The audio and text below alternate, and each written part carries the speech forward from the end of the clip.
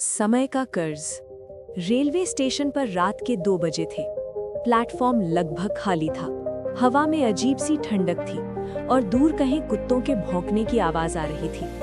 एक बेंच पर एक लड़का बैठा था। उसका नाम था कबीर। कबीर के हाथ में एक पुरानी घड़ी थी, वही घड़ी जिसकी सुइयां आगे नहीं पीछे की ओर चल रही थी।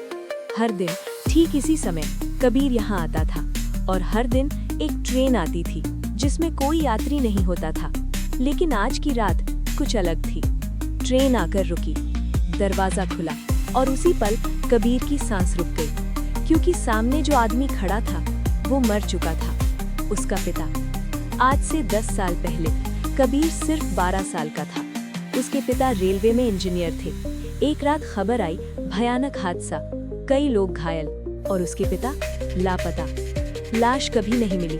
माँ रोते रोते चुप हो गई और कबीर बिल्कुल खामोश हो गया। उसी रात जब कबीर अकेले बैठा रो रहा था, एक बूढ़ा आदमी उसके सामने आया। उसने बस इतना पूछा, अगर समय वापस मिल जाए तो क्या करोगे?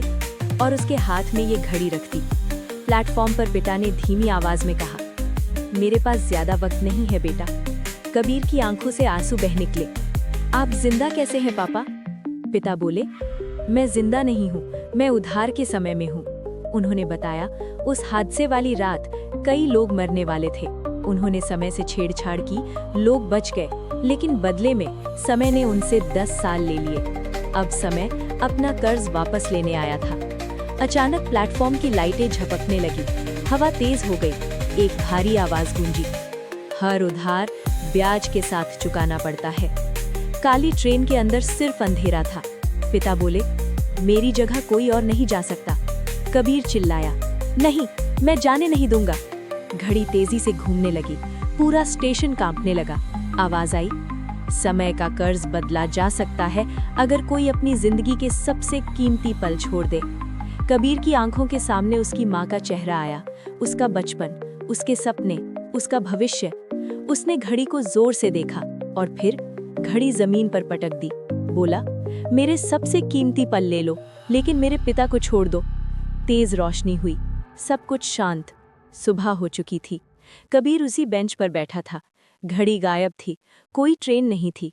वो घर पहुंचा, अंदर देखा, पिता अखबार पढ़ रहे थे, माँ चाय बना रही थी।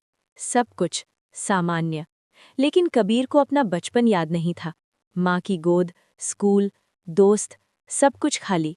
पिता ने पूछा, क्या हुआ बेटा, ठीक तो हो? कबीर मुस्कुराया, आंखों में आंसू थे। उस रात कबीर ने अपनी डायरी में लिखा, मैंने यादें खो दी लेकिन परिवार बचा लिया। और आखिरी लाइन, समय सब कुछ लेता है लेकिन कभी बिना वजह नहीं। दोस्तों, अगर कहानी अच्छी लगी तो चैनल को लाइक, शेयर और सब्सक्राइब जरूर करें, ताकि ऐसी और रियल फील कहानियां आप तक पहुंचती रहें।